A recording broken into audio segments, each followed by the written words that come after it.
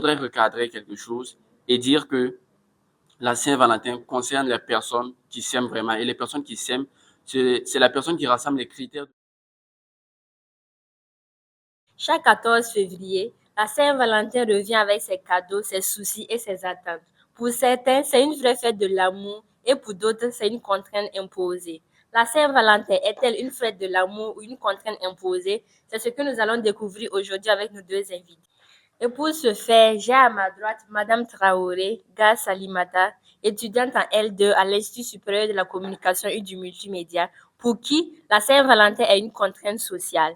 Et à ma gauche, Monsieur Punga Wedan Samuel, étudiant également à l'Institut supérieur de la communication et du multimédia en L2, pour qui la Saint-Valentin est une vraie fête de l'amour. Merci d'avoir accepté notre invitation et bienvenue.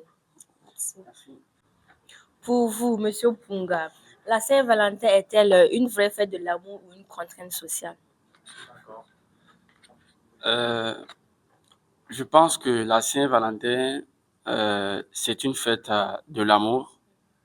Et quand on parle de l'amour, il y a des personnes qui sont concernées et il y a des personnes aussi qui ne sont pas concernées.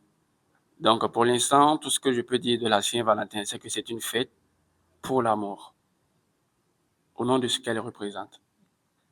Et vous, Madame Traoré, que représente la Saint-Valentin pour vous? Oh, merci pour la parole.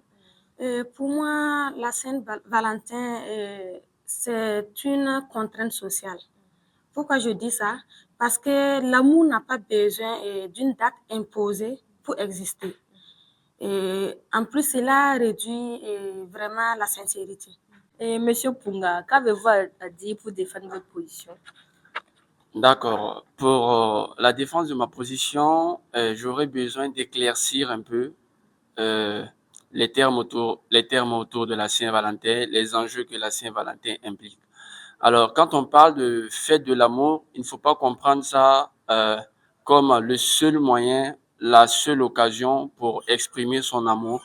C'est euh, c'est un événement circonstanciel euh, où tout le monde, on donne l'occasion à tout le monde de manifester encore son amour envers la personne qu'on aime. Donc, c'est un peu cela. Et en même temps, pour écarter toute mauvaise compréhension, il est important de dire à les personnes qui sont concernées par la Saint-Valentin, c'est les personnes qui s'aiment réellement. Et avant d'avancer, il est important de définir ce que c'est que l'amour. Moi, la grille de définition que j'ai, c'est que l'amour, l'amour regroupe la compréhension, la fidélité, la constance. C'est-à-dire, on aime notre partenaire même quand les sentiments s'abaissent. Et il y a le sacrifice et il y a la responsabilité. Le devoir de rester fidèle à ses obligations, même quand ça ne va pas. Donc, pour résumer, il convient de rappeler que la Saint-Valentin, c'est pour les personnes qui s'aiment et les personnes qui s'aiment réellement respectent les critères de l'amour. Donc, ce n'est pas une occasion unique pour manifester son amour, mais c'est une occasion circonstancielle qui donne l'occasion à tout le monde de manifester son amour. C'est ce que j'ai à dire pour ma part. Merci. À vous, Madame Traoré, qu'avez-vous à dire sur les propos de Monsieur Punga?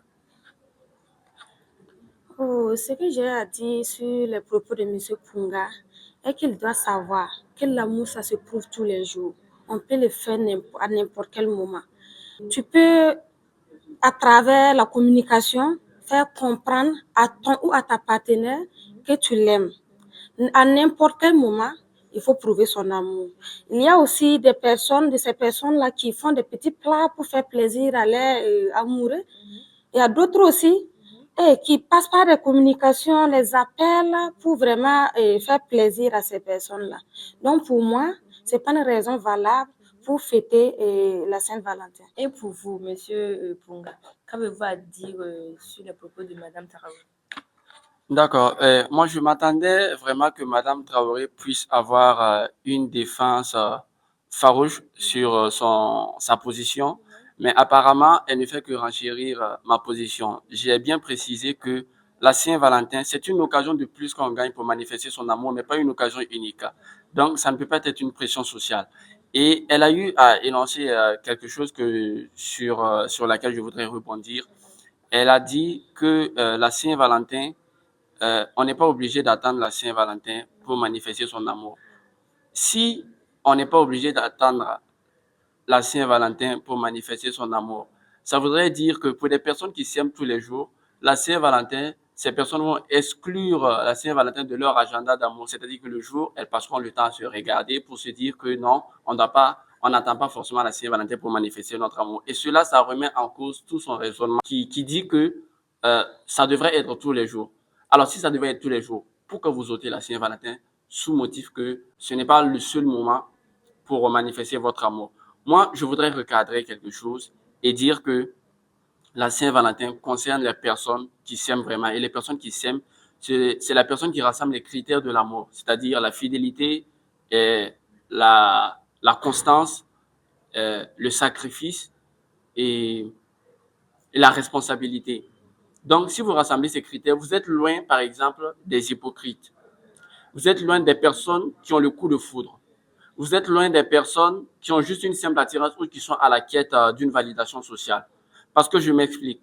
Quand on parle de Saint-Valentin, tout le monde veut s'inviter dans le plat. L'amour, c'est un processus. L'amour, c'est pas quelque chose, c'est un processus qui se construit à différentes étapes. La Saint-Valentin concerne les personnes euh, qui ont, qui ont gravi plusieurs échelons, plusieurs étapes pour construire un amour. Alors, il y a plusieurs étapes par exemple, une relation. On quitte du coup de foudre. Dès les premiers instants, c'est l'amour. Vous vous donnez des mots doux, des mots mielleux, et jusqu'à ce que vous traversez des périodes aussi qui sont sombres. Et après ça, vous allez retraverser des périodes de consolidation. Vous voyez, deux personnes qui traversent tous ces moments, arrivés à un certain niveau, s'ils sont toujours ensemble, on peut prétendre que ouais, ils sont en train de vivre l'amour parce qu'ils ont vécu plusieurs situations qui leur ont obligé à mettre en exergue les critères que l'amour énonce. Par exemple, la fidélité. Même toujours rester fidèle, je ne parle pas je ne parle même pas du cas entre griffes, vous m'excusez du terme, sur la fidélité sexuelle. Je ne parle pas de ça seulement. Je parle de l'attention. C'est-à-dire que ton attention doit être au rendez-vous tous les jours. C'est une fidélité. Et également, parlant de la constance, vous pouvez vous aimer, mais il y a des jours aussi que ton amour peut baisser.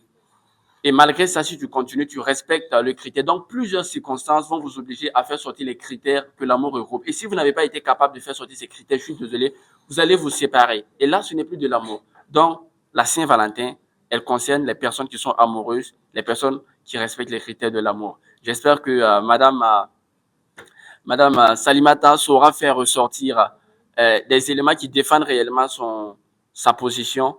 Et voilà, sur quoi je vais probablement réagir. Donc, excusez-moi d'être trop long si je vous ai trop tiré. Merci.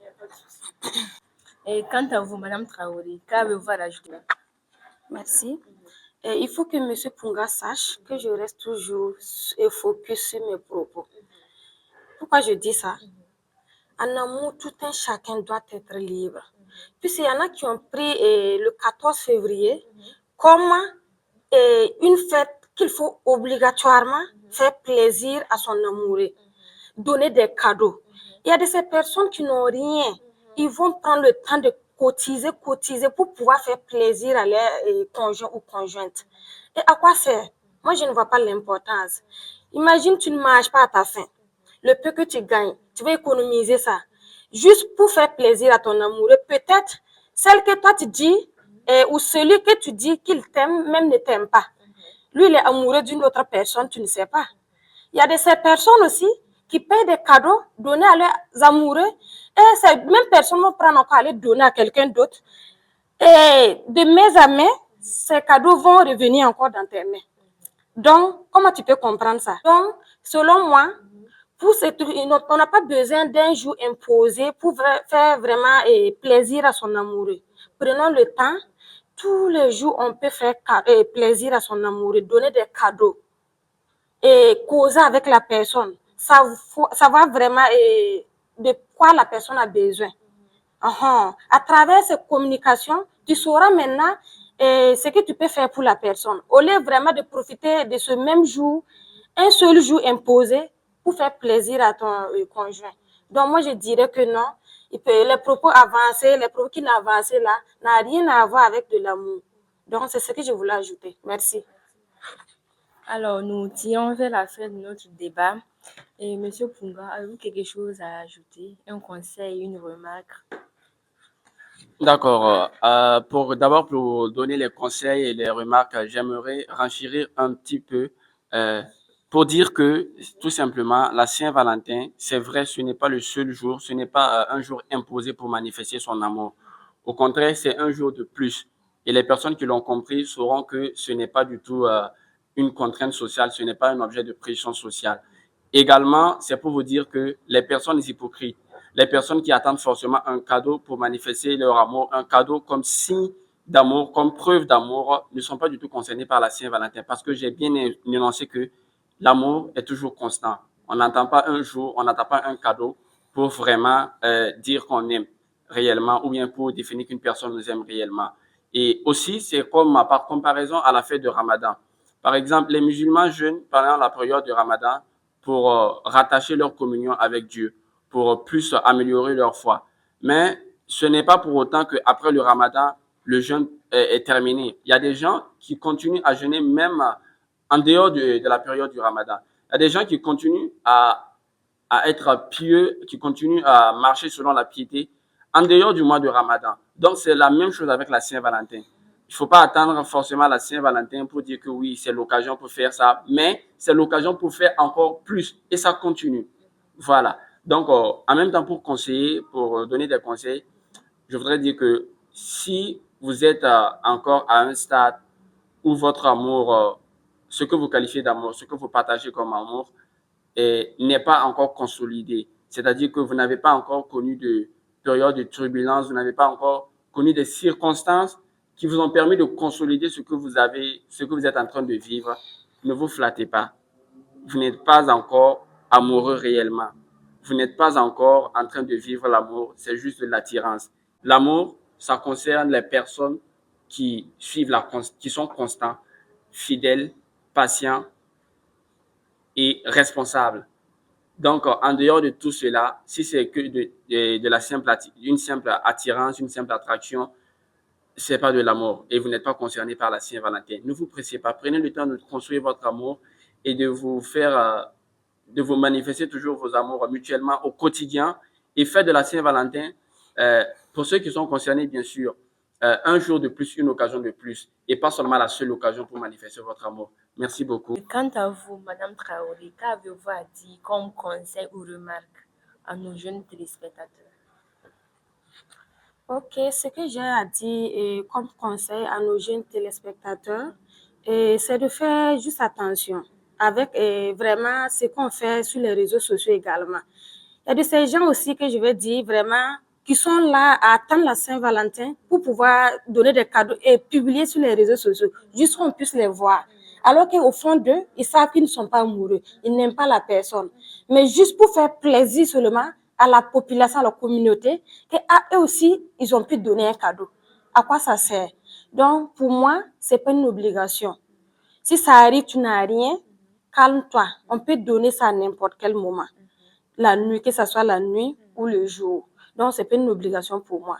Voilà, merci. Et merci à nos deux invités d'avoir accepté notre invitation et d'être venus nous partager leurs différentes opinions à ce sujet.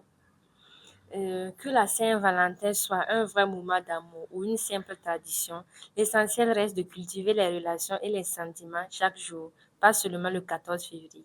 Merci de nous avoir suivis et à la prochaine pour un nouveau numéro dans Débat du cœur.